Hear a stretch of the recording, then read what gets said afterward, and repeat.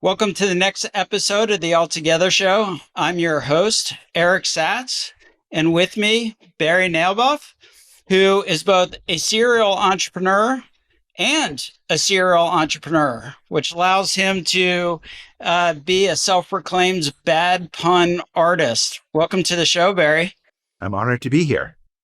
Well, not as honored as I am to have you, by the way. You're a graduate of MIT, a Rhodes Scholar, previously a junior fellow at Harvard Society of Fellows. You earned your doctorate at Oxford. I'm getting tired of saying all this nice stuff about you. You're the Milton Steinbach Professor at the Yale School of Management. Yeah. But in your own words for the audience, who is Barry? Well, I'm not sure they get the pun about serial entrepreneur that you started with. So one of the companies I started was Honest Tea. And later I had a chance to start a breakfast product, an overnight oats company called Maker Oats. And my friends thought that I wanted to do that literally because I could be a serial entrepreneur with a C rather than an S. And there may be some truth to that. So I'm a professor, I'm an entrepreneur, and I like challenging the status quo. So speaking of challenging the status quo, you and I were together not too long ago, and you took me to the quote unquote best bagel shop in Manhattan, or maybe in the world. Mm-hmm. And does this make you a bagel connoisseur? Maybe it makes me a New Yorker in terms of what I like. So I like the bagels that are extra skin on the outside relative to the dough on the inside. And in the old days, people used to scoop out the bagels. Now they have something called flatties or flatleys. And I have to say, the corner bagel shop on 93rd and Lex just does it to perfection. And given that you're a New Yorker, for every New Yorker, you will find another person who has a favorite and best bagel shop. But that is certainly unique to Manhattan and New York City. Yeah. So, and I'm sure there are folks in Montreal who think, no, that you're wrong. Our bagels are the best. And yeah, definitely in Montreal, they're thinking that right this second. So, listen, you've done a lot of things to date, many entrepreneurial, but I want to go back kind of maybe to the beginning, even before Belmont Hill, for all the Newtonians out there who know Belmont Hill. Well, where did you grow up, and what were your parents like? But at Belmont Hill, one of my classmates was Mark Milley, the chairman of the Joint Chief of Staffs, I guess. A reasonably productive class. I grew up in Newton. My dad was a doc. My mom was an editor, and then a stay-at-home mom. And I'm an only child. My mom was a big believer in zero population growth and practiced what she preached. Well, she's right now. Yeah. She was ahead of the game in that regard. She was ahead of the curve.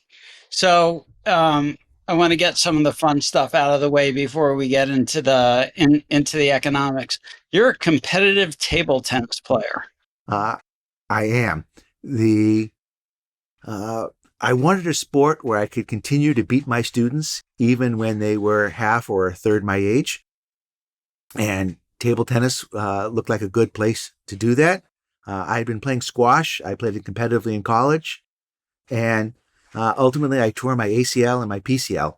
And so that kind of slowed me down. But I won 2 bronze medals at the last Maccabee Games and am going to compete again this summer. So see if I can improve my results. Nice. Is it the Maccabee Games again this summer? And if so, where is that? They're in Israel this summer. And the good news is I get to compete in the senior division. So I only have to go and beat other 60-year-olds, not 40-year-olds. Or is this the first time in the senior division? No, last time I just squeaked into it, so that may have helped as well. But now I have a coach, actually two coaches. I have the former champion of Venezuela and the former champion of the Philippines as people I work with, and it's made a difference. What does practice look like for table tennis? I mean, do you play video games for eye hands? You do not play video games. It's movement. It is getting form. It's so much about technique. And it's not really about arm strength and understanding how to read spin, to respond to spin. It's a completely different than the basement games that most people grew up with. So then what about paddle grip? How do you hold a table tennis paddle? Yeah, I think most people these days have moved to what's called shake hand as opposed to the pen grip. The pen grip is just tough on the wrist, and maybe if you grew up with it, it's okay. But even the Chinese players now are moving to pen grip. Oh, that's interesting. That I did not know. All right, let's get into the economics. I asked you a question about sort of your financial influences, and you said part of your answer was that you have a Spockian fashion. Mm-hmm. What does that mean? That means I follow logic, and I take logic wherever it brings me. And that was true when I started Honest Tea, and it's true when I think about the ways to invest. So in the case of Honest Tea, logic and economics says that there's declining marginal utility. The first unit of something is great, the second is good, the third is okay, and each unit brings you less and less happiness. So why should it be that beverages have 12 teaspoons of sugar in it? The extra value of those spoons of sugar isn't much, and the cost of calories is going up linearly. So why not 1 or 2 teaspoons of sugar, not 12? And that's what people do when they make it on their own. But all of the products out there, the Snapples, the Sobeys, were all super sweet. And since logic told me that's not the way that people would prefer things, that was the main insight that led to creating this new company, Honest Tea. You had a partner in Honest Tea. Tell us about how that relationship unfolded and how you decided to really start the company. It was done and led by Seth Goldman, one of my former students. Seth is the quintessential entrepreneur. He is infinitely optimistic, full of energy, an idealist, and somebody who is a role model for me in my life. He was a student in my class, and we had talked about in class this issue of why were all beverages too sweet. And in particular, I was stuck on the idea of mixing orange juice and club soda, which I thought you could sell for the same price as orange juice, and the cost would be half as much, because it's half water, half orange juice. But I also figured that doing that would be test marketing for Tropicana. And that was not my goal in life, is to come up with an idea and have somebody else steal it. But it turns out 5 years after he graduated, I had been to India and had a chance there to go to a tea auction and discovered that tea is one of the world's greatest luxuries and only costs 5 cents a cup for fantastic tea. And I had been drinking tea that cost a penny a cup that wasn't so great. And I, who's not a tea connoisseur, I'm a bagel connoisseur, not a tea connoisseur, could tell the difference between 1 cent tea and 5 cent tea. And I realized that could be the product that would solve the orange juice and club soda. So this was literally 5 years later? It was literally 5 years later. But good ideas never really leave you, do they? Yeah, you kind of, they're sitting there somewhere in the back of your head saying, what could I do with this?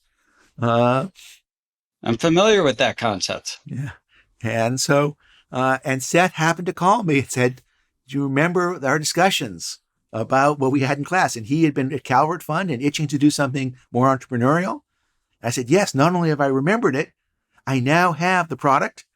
I even had the name because I had been doing a little work with Tata Group and wanted them to, they wanted to export their teas from India to Germany and the United States. At the time, nobody knew who Tata was. But they stand for reliability, trustworthiness. And so I said, look, call yourself based on what your you represent? Call yourself Honest Tea. And the response came back, no, I think we'll stay with the Tata name. To which my response was, well, Mr. Tata, I understand that. In that case, I'll take the name. But what I hadn't realized was Honest Tea, the way I spelled it, Honestea, was Ho-Nest-Tea. And so we got into a cease and desist with the trademark because there was Nestea in there. But we added an extra T and a space, and life was good. Works out perfectly. Which turned out to be a much better name because the other could be pronounced Honestea, Hones-Tea. You don't really know how to pronounce it. And it also doesn't emphasize the key word of honest as opposed to focusing on tea. I think that is a great and unexpected outcome. Absolutely. So we mentioned that you're both a serial entrepreneur and a serial entrepreneur. And between your tea and cereal, you created something a little bit more adventurous for those who enjoy drinking. Yeah, we one of the things we did at Honest Tea is we made kombucha. I love kombucha, and the problem is that the kombucha we made accidentally became alcoholic. In order for it to be a non-alcoholic product, it has to stay below 0.5% ABV, and either it wasn't refrigerated properly or whatever, those bacteria kept on turning sugar, those yeast kept on turning sugar into alcohol. And somebody drank it somewhere, got pulled over, said it was the kombucha that caused the problem. Maybe that was Lindsay Lohan. I can't quite remember. And Whole Foods went and tested it. They discovered our product was 0.7%. There is no boundary. There is no zone of it's okay, a little bit over. So that led to a national recall. It was $1 million loss. It was a complete disaster. But you know the old make lemonade out of lemons. I figured I now know how to make alcoholic kombucha. And after we sold to Coke, they were not interested in the alcoholic space. They don't do things with alcohol. At least they didn't then. And so they gave us the blessing. And we went ahead and made slightly alcoholic kombucha, which called it kombucha, and the motto was "Get tickled, not pickled." You are a magician with words. I don't know, but we certainly have fun with that. You certainly have pun. Is that what you said? Yes, and had the opportunity to sell that company to Anheuser-Busch, and so that was good as well. Awesome. So let's talk a little bit about your role as a professor, because you've been doing it for a long time. Yeah.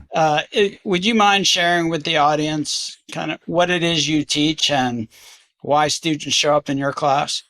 Well, they show up in my class because it's required. It's a core course, so they have no choice. There you go. Way to undersell it. Yes. I did my training as game theory in economics and taught game theory, decision-making, strategy. And most recently, I've been teaching negotiation. I think negotiation is something that is a core topic for anybody graduating with an MBA. It's something that's useful in business. It's useful in life. And every student who graduates the Yale School of Management has to take my class. So would you agree or disagree that game theory and negotiation are related? Not only are they related, I think they are one and the same. That is, I take a game theorist, a Spockian, if you like, approach to negotiation. And so many folks have focused on the emotional part, the verbal jujitsu part, and haven't really thought as much about the logic, the principled part of negotiation. So, and I know you'll correct me if I'm wrong, but a lot of times, I think anyway, with game theory, there's a premise that there's a set of rules and a set of outcomes. Sure. What if there are no rules and the outcomes are unpredictable? So actually, that's my first thing that I advise people to do in negotiation is let's agree on the rules. that in some sense I'm a metagame theorist, by which I mean it's about designing the right game. So yes, you have to understand how games will be played, but the real action is in changing the game, in writing the game. A famous person said, philosophers have interpreted the world. The point, however, is to change it. That's Karl Marx. And I'm probably the only business school professor today quoting Marx. But, Especially today. but I think he had a point there. And so I am very much about designing games. And in particular, I like to start off a negotiation by saying, what are we trying to achieve here? And you could do it the sarcastic way. You can say, do you want us to proceed where each of us does our best to take advantage of the other and acts like a jerk and possibly destroys the pie in the process? Because I'm ready to do that. And the person say, no, that's, hopefully they'll say no. It's like, yeah, great, because I didn't want to do that either. Let's see if we can create a giant pie together and split it. So it's funny you should say that, because so my dad's a doctor, and I think the stereotype for most doctors is, bad business people. Yeah. But that's dentists, really. Well, my dad's an oral surgeon. Okay, I was getting there. Tangentially related. I think one of the things that I took from him a long time ago in terms of negotiation or doing a deal was that win-win is better than lose-lose. That's 100%. And but I don't want win-win to be a euphemism for lose-win. Exactly. No, I actually mean win-win. Yes. So you've written a new book called Splitting the Pie. Mm-hmm. And the other thing that people often say is never split in the middle. Yeah. So split the difference is not the same thing as split the pie. Yeah. So if you don't mind, talk a little bit about this. So let me use a recent example, and it concerns my mom. She lives in a little house in Florida, and she's been renting it from the same person for the last 10 years. But with work from home, that area has become quite hot. And so the person who she rents from says, hey, I'd like to put this on the market. And are you interested in buying it? And let's say for a moment, we'll come back to this, that the price should be $800,000. Well, if my mother buys it from him, he's going to save $40,000 in real estate commission. He won't have to pay a 5% fee. So there's two questions really in terms of the negotiation. One is, how are you going to split the real estate commission? And what is the price of the house? Yep. Now, one view, perhaps his view is, look, to buy an equivalent house elsewhere is going to cost you $800, so you might as well give me $800 or $799. She could come back and say, well, if you sold to anybody else for $800, you'd only get $760. So why not $761? And my view is there's a $40,000 savings that exists. The two parties should split that $20K. And he might say, well, it's a hot market, so I should get more of it. And my view is the hot market is why the price should go high or low. But that shouldn't be affecting how we split the $40,000 savings. And actually, he agreed on that point. And so then it was, well, okay, now we are going to split the $40K 2020. Now what's the right price? And the good news is there were a handful of houses on her very street that had sold this year in the last 6 months. So it wasn't that hard to figure out a price per square foot and adjust for her house compared to the others. And so essentially what we did is we said, look, are you happy getting the market price? You could try and hold out for somebody who's going to pay above market, but you might end up in the end getting somebody who pays below market. And so if you're prepared to get market price, we can estimate that using this data. And ultimately what we do is turn the negotiation problem into a data problem. And the data problem is a whole lot less controversial. It's like, if you give me other sales, if you give me reasons why this formula isn't really quite right, sure, I'm happy with that. So let me ask you a question because I want to make sure we're on the same page. So you were going to share the commission. You The- agreed 50%. yeah, 20. So, 20,000, and this is 20,000. not, let's be clear, it's not splitting the difference. It's splitting a pie here. There's a $40,000 pie Right. that only is created if he sells to my mom and my mom buys from him. Right. And so that pie is created. Now, what if you go do those market comps Yeah. and you get your square footage and it comes out to be 820? Then we should do a deal at 800. And he is $20,000 better than selling to somebody else because he would only get 780 from that other person. Right. My mom is 20,000 better because she'd have to pay 820 to buy the equivalent property elsewhere, which is only 800 from him. So you really were agreeing on the commission based on the listing price up front and No, then going out. Not quite. There was I don't care about the listing price. Listing price, in my view, is irrelevant. It was, he had a listing number. I ignored it. It was, there's $40,000. We should split it. And then to figure out what we're going to take the 20,000 from, we should calculate a market price. And so that's our estimate of where this thing is going to settle. Not what you're asking for, but what do you think people end up paying? Right. And so if it was above the 800, he was going to do a little bit better. And if it was below the 800, you were going to do it. Your mom was going to do a little bit better. Yeah, I'm not sure I completely followed you about the above or below. That is, as it turned out, he asked for 800, but I'd say when we did the regression, we discovered the market price was really closer to 760. And I think that's right. I think he was actually anticipating not getting 800 in the end. I think he put it up a little higher. And by the way, let's be clear, that was 100% higher than it was a year and a half ago. So it wasn't Right. so it wasn't that he was reflecting the new market. My point was you had to start somewhere to figure out what the commission bucket was. Yes, I see. So the commission bucket, we knew the price was going to be around 800. Right. So you said that's how you started with the pie, and then Correct. you had the up and down. So it sounds like rule number one in a negotiation is what's the objective? What's the objective? What are we negotiating over? What value can we create? How can we make that value even bigger? And what I find all the time is that people use creativity as a last resort rather than a first resort.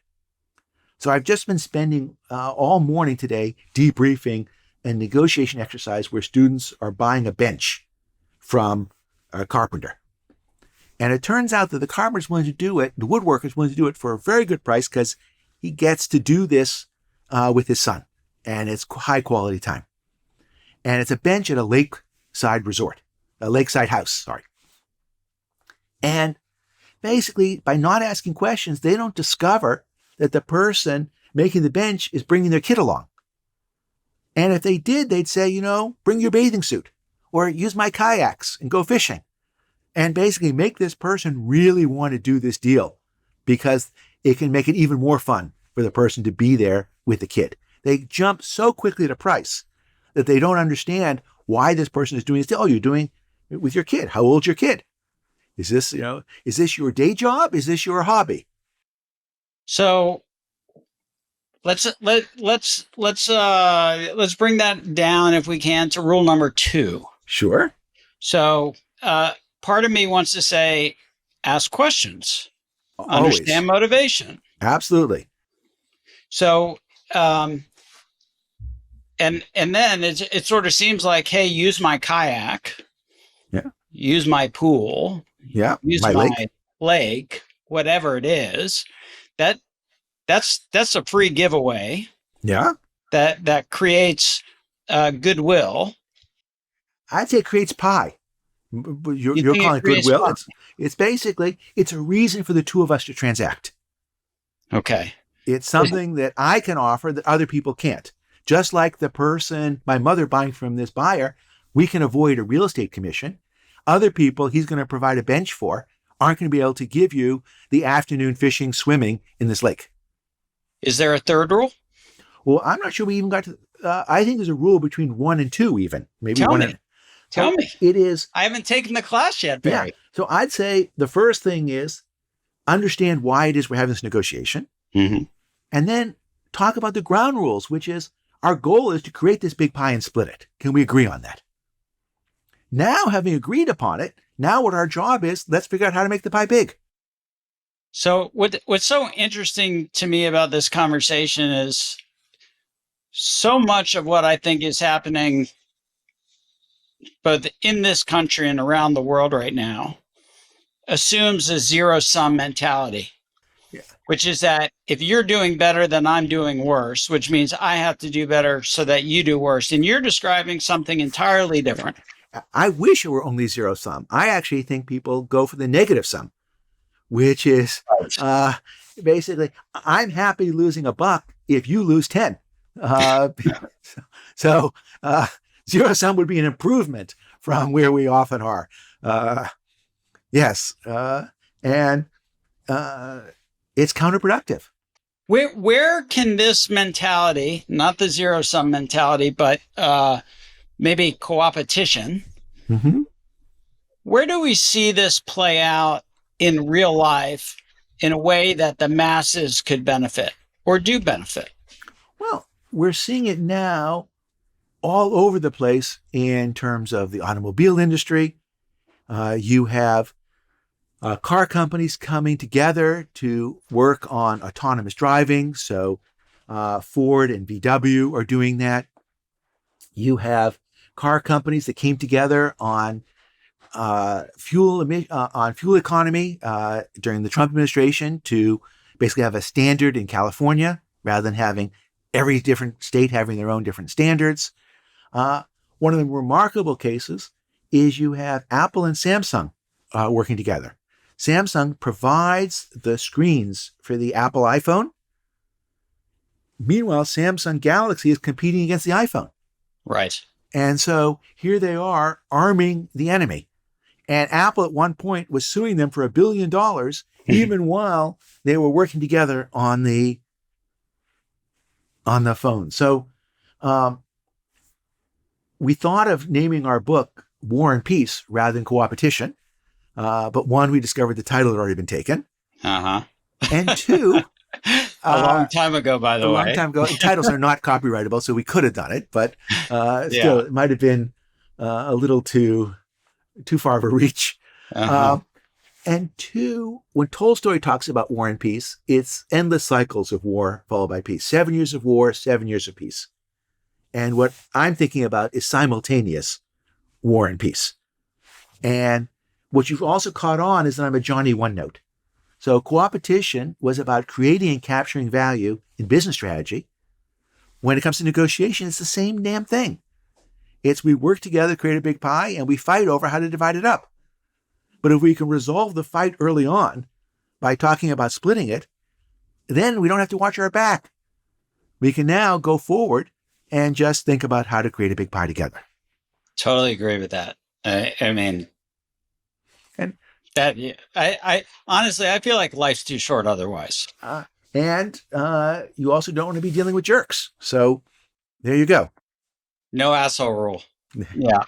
That's rule 0. That's rule 0.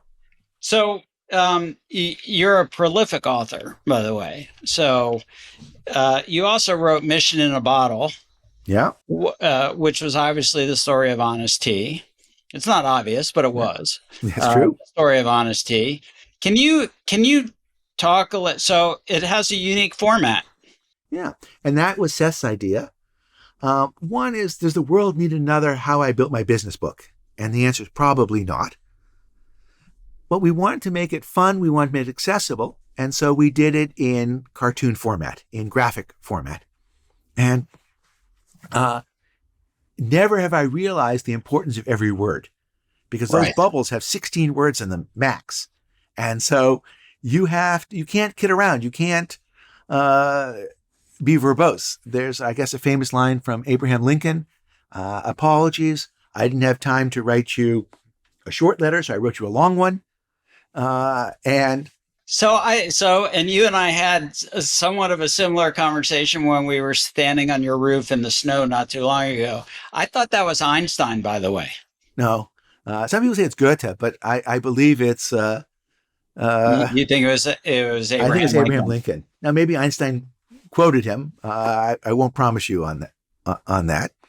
Um, and then the other thing that's we try and do is talk about all of our mistakes and how what we learned in hindsight and what messages we can help you to avoid those same mistakes that we made.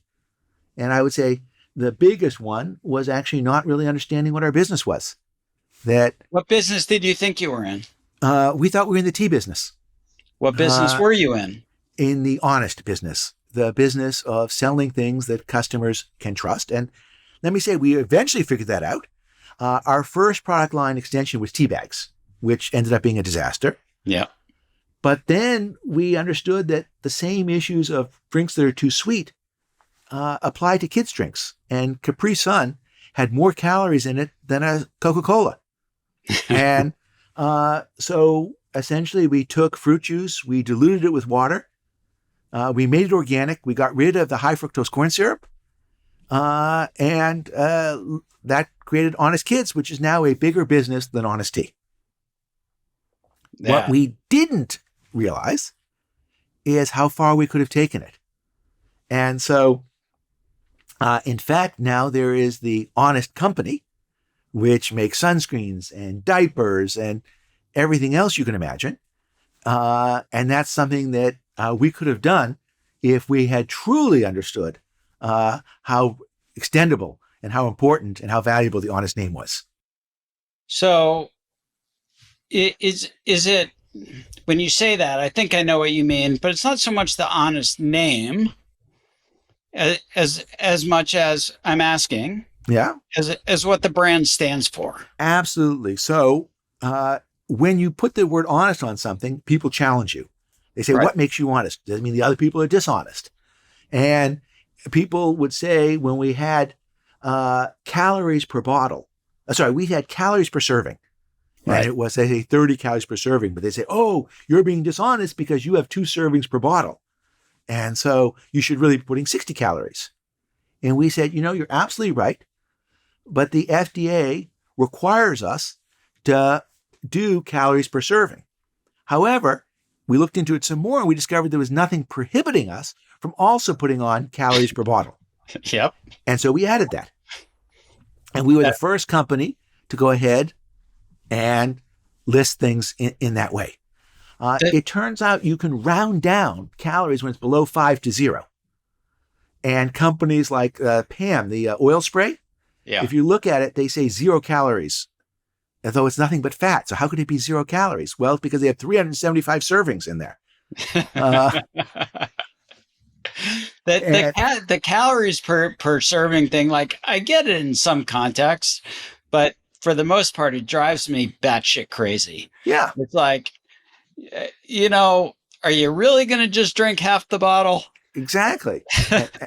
And so that's why we list calories for the bottle. And essentially, we had to be completely honest in everything we did. And our customers kept us that way, and that was good. Totally, 100%.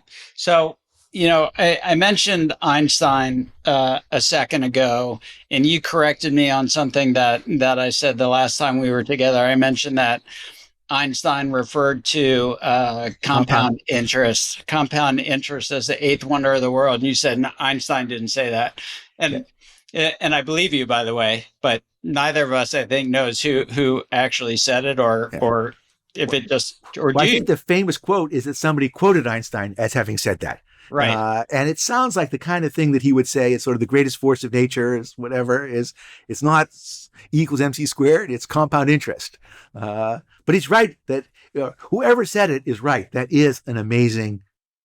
So let's talk about that a little bit, because obviously the audience has some interest in investment and, Sure, more importantly, returns. Yeah. So you are a big thinker on something called Lifecycle investment. Ian Ayres, my colleague at the law school, and I wrote a book on this topic. And I think it's one aspect of investing that almost nobody understands, which is the idea of diversifying across time, as opposed to diversifying, or not as opposed to, in addition to diversifying across stocks. So we know that you don't get paid extra for the risk that you take on if you just hold one stock rather than a basket of stocks. At the same time, you don't get paid extra if you put all of your money in investing in one decade rather than over your whole lifetime. So if I said to you, how much money would you like to invest in your 30s, your 40s, your 50s, and your 60s? Would you like to invest a whole lot more in your 60s than your 30s? I'm hoping the answer should be no. I'd like the same amount of market exposure in each of these decades. And the reason is that stock returns over time are actually very uncorrelated. And so essentially, there's less correlation across time than there is across stocks. And so by investing when I'm 30, 40, 50, and 60, I will have less total risk than if I put all of my money in the market when I'm in my 50s and 60s. So let's try and break that down a little bit, because, well, first thing, assumption. Do you have to assume certain cash flows over, let's just call it 3 different decades? Yeah, great. So let me first go into hypothetical land and then bring it to reality. Great. So if I had $2 to invest in my 30s, $2 in my 40s, $2 in my 50s, I would put in the market 2, 2, and 2. And variance, which is the measure of risk, is proportional to the square of how much money I have invested. So that would be 4 plus 4 plus 4, 2 squared times 3, or 12. And that would be the ideal diversification across time. But of course, what people do is they invest 1 in their 30s, 2 in their 40s, and 3 in their 50s. And the variance of that is 1 squared plus 2 squared plus 3 squared, which is 14. So it's more variance for the same amount of total market exposure. Now, the natural response to that is, well, of course I'm doing 1, 2, 3 because I'm poor in my 30s. I don't have the money to invest. And basically I add 1 each year, or I add 100,000 or 10,000 or whatever it is. And so that's why I'm going from 1 to 2 to 3. And my answer is, that's why you want to invest with leverage when you're young. Explain, quick Sure. explanation of what leverage is for folks. So leverage you can be thinking about is investing on margin. It is essentially borrowing money. Just like when we buy a house, we put down 20%. So that's investing at 4-to-1 leverage. When you buy stocks, if you put no leverage in, then you're investing with 0 leverage. If you put in 20%, you'd be investing with just a little bit of leverage. You put half in, it'd be 2-to-1 leverage. You'd be a lot less leverage than what we consider using when we buy a house. So now people say investing in venture capital is risky. It What is. about investing on margin? Yeah. So the answer is, what I want to do is have the same amount of exposure to stocks. And so the risk is not, in some sense, due to the margin. The risk is how much money I have invested. And having 2 plus 2 plus 2 is $6 decades, if you like, of investment. And that has less risk than 1 plus 2 plus 3. So my risk is based on exposure. Now, if what I do is instead of doing 2, 2, 2, I use leverage to get 4, 4, 4. Yeah, that's more risky because now I'm getting more market exposure. And so our goal here is not to say use leverage to invest more in the market. Our point is use leverage to readjust when you're getting exposure to the market and smooth it out. Because essentially, I bet this is true for you. I'll just ask, how much exposure to the market do you have now compared to your 20s, 30s, and 40s? I have more exposure to the market now than I did in my 20s. And how about your 30s? You're not 30 now, are you? Now I'm 52. Yeah. So how about compared to your 30s? More. Compared to your 40s? More. Yeah. So now here's my point.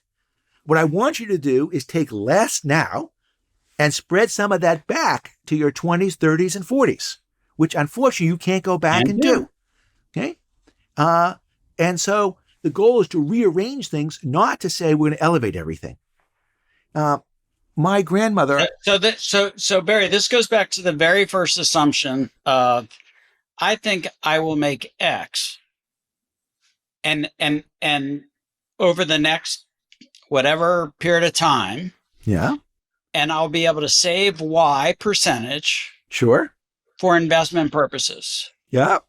And so whatever Y is, if I'm spreading it out over time, I ought to find the right amount of leverage in my current situation so that I'm mimicking that in the next decade and the decade after. Would that be correct? And we do that with housing.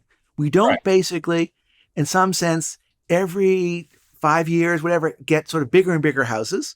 We buy a house with leverage that's going to last us 20 years, if you like. Now, sometimes we're sort of in our 20s, we might be moving up some. Starter homes. And look, I love my grandmother, but she made a big mistake, which was when I was born, she gave me a savings bond that matured when I was 20. Okay, that was lovely thinking, but I didn't need more exposure to bonds. I needed more exposure to stock. And so what she should have done is bought me a mutual fund, a share in Berkshire Hathaway, same amount of money, but essentially she gave me the safe investment for my first 20 years. And I can't go back and get exposure to the stock market during my first 20 years. So let's talk about that. Exposure to stocks and bonds. So we're talking about, and you're talking about in terms of life cycle investing, diversification over time. Sure. That at Alto, we like to talk about diversification across asset classes, not just stocks. So let's go there. So what are the asset classes? There's real estate. There is venture capital. There are bond funds that aren't just government bonds. There's intermediate debt, mezzanine debt funds. There are crypto assets. There's art. And of course, there's real estate. And therefore, it would be great to have access to lots of different passively managed. Now, you can't actually passively manage venture capital, if you'd like, or at least we don't have the easy ability to get a little bit of Kleiner Perkins, a little bit of you and I don't. benchmark. Some people do. Well, we can't, even those people sort of have to make a large investment. They can't just get the equivalent of the mutual fund or version of that. Now, sometimes we can because we can invest with Fidelity, and Fidelity will do that for us because they can sometimes have access. But in general, you want to do two types of diversification across time and across asset classes. And it's domestic plus international. It's staid companies and emerging companies. What do you think of what we're seeing right now with respect to the growing interest in what I don't think I'm alone in characterizing as cultural assets? So artwork and baseball cards and Michael Jordan sneakers and antique automobiles. Yeah. So one thing is I'm against buying art and putting it in a crate somewhere and paying for storage. It just seems to me that the value of these assets has to include the consumption of enjoying them on the wall. I agree. Because they're not paying any dividends if that's like a bond that doesn't pay any dividends. That's right. That's a great point. But I think first of all, I would never buy a painting that I wouldn't want to put on my wall. Yeah. Right. I mean, no investment is worth that. And then the idea that you pay extra for storage in some temperature-controlled place in some dock in Switzerland seems to me just another level of craziness. But from an investment perspective, assuming it is something that you want to hang on the wall or put in a display case or wear on your wrist, if it's a Yeah. Rolex watch of some sort. Should people be thinking of these cultural assets as investments as they would stocks and bonds? Is this a good idea? Well, yes and no, in the sense of yes, if they're enjoying the dividends they're getting from them. No, if they're not. In the That, sense that that, that's part of the payoff to these assets. And if you're not the one who's getting, it'd be like buying a basketball team and not actually liking the sport. You're the so, wrong person to be owning it. but people do that. I don't think anybody who buys a basketball team doesn't enjoy being there on the court. Well, I certainly hope most enjoy being there. I do. And by the way, I'm not picking on basketball or basketball owners. I think there are some people who purchase things because they think they ought to. Maybe I'm wrong. Okay, but I'm saying I think they are not always the right owner, if you'd like. So let me ask you another dividend question. Mm-hmm. I own an interest in X. Okay. So I own an interest in the Lakers. Yeah. Is that a dividend, being able to say that? Depends. Do you get to have courtside seats? Do you get to hang with the players at some point? Do you get to make your objections known to the coaches when they mess up? So what if I just get to tell my friends that I'm an owner of the Los Angeles Lakers?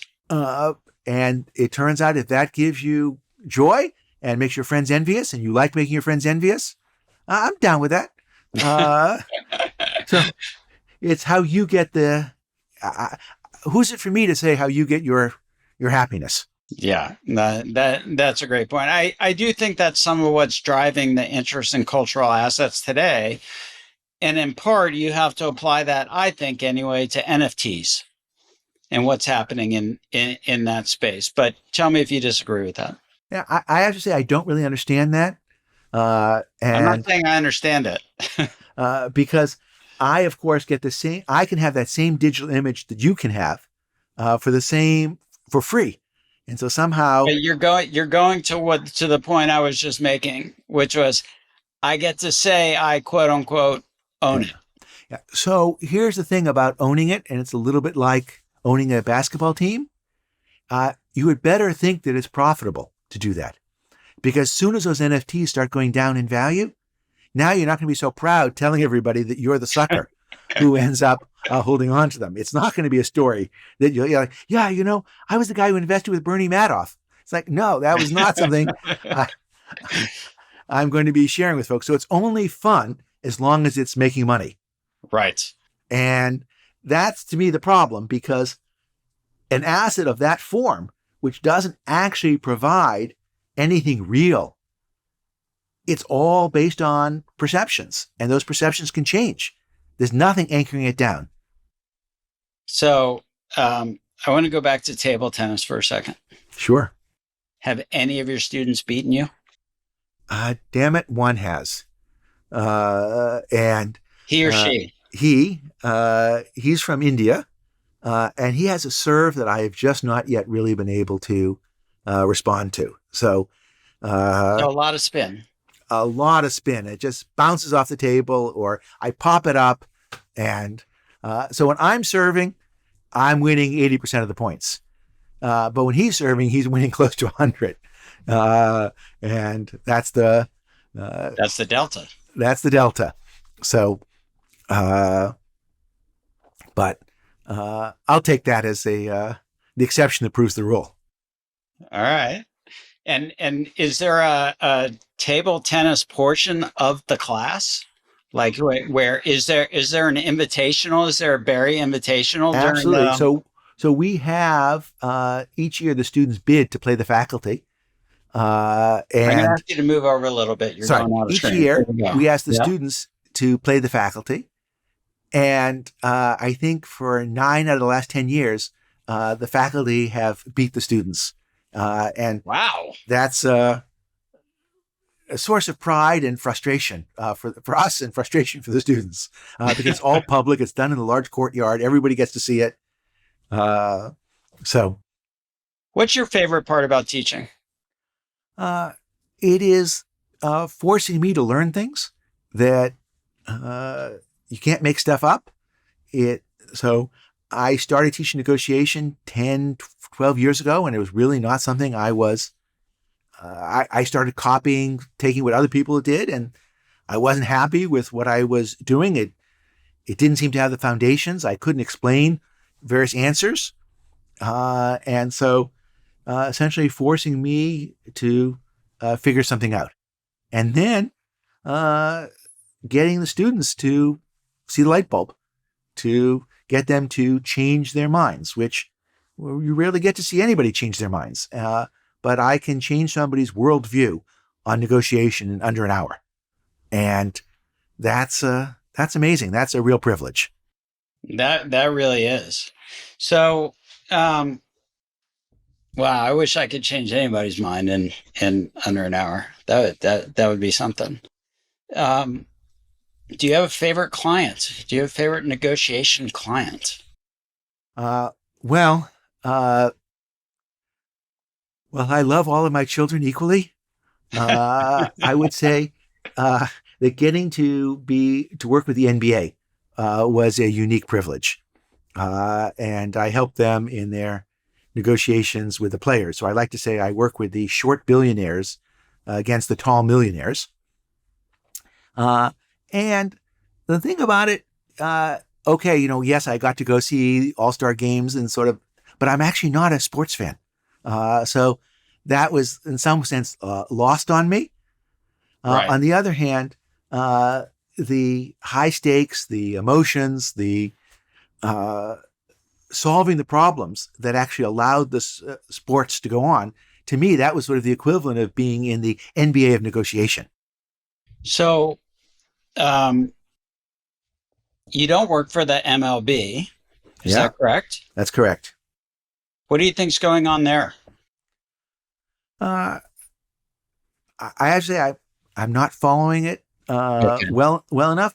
The challenge is to recognize the bargaining power of the players and what is it they're bringing to the table, and what is the pie that's being created, and is it being split in any sensible way?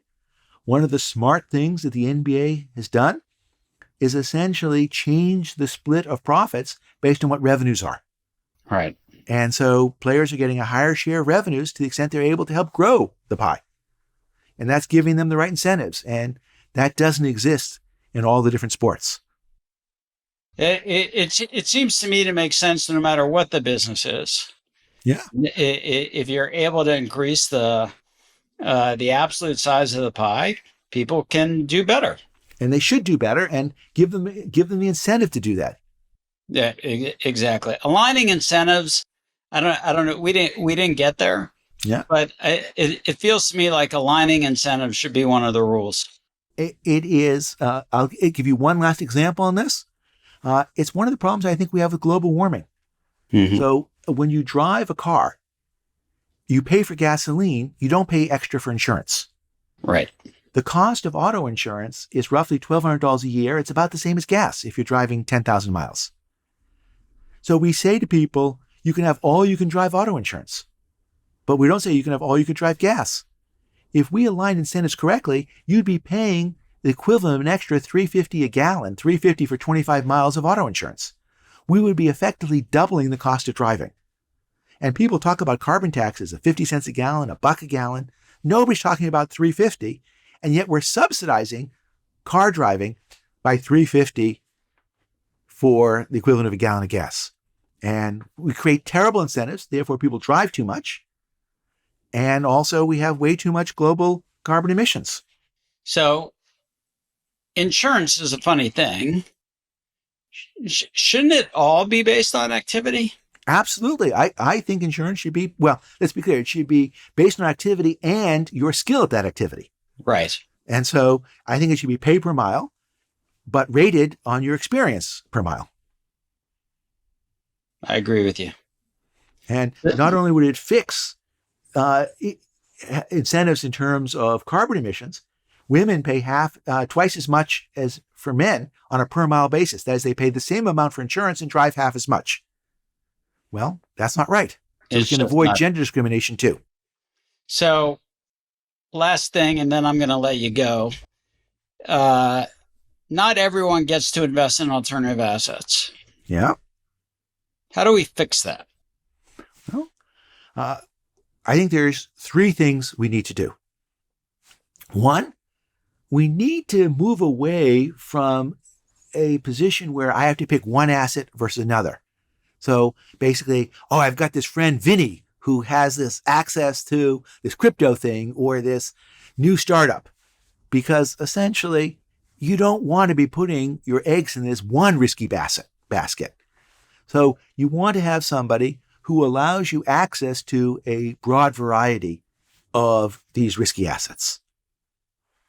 You also want to do this with somebody who's a trusted agent, who's doing this for lots of people, who's open about this, who, like Vanguard, has low fees, has transparency. And you want to be able to do this in a place where essentially you can get Einstein's 8th miracle, the compound interest. So whether it be a retirement account, seems like a pretty good place to be thinking about this. Mm-hmm.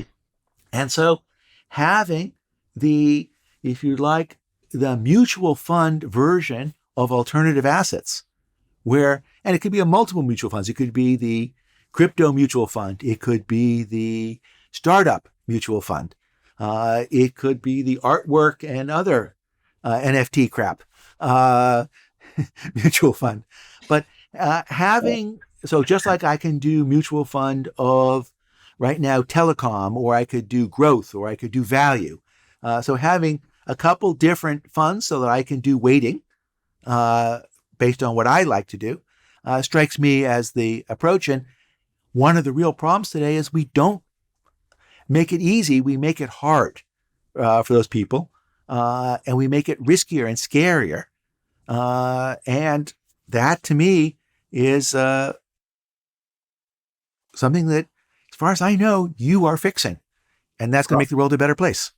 Well, we're certainly trying. I'm going to take you with me to Congress and the SEC to negotiate a little bit, see if we can make some more headway faster. Barry, thank you so much for being on the show. I'd love seeing you and having this conversation. I think people are really going to enjoy listening to it. Thank you for inviting me, and looking forward to investing with you. That sounds great.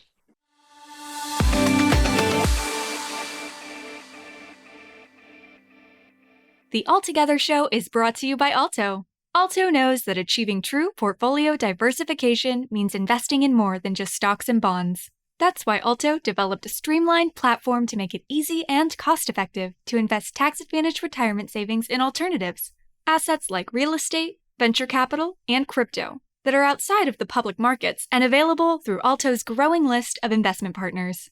To learn more, visit altoira.com/altogether.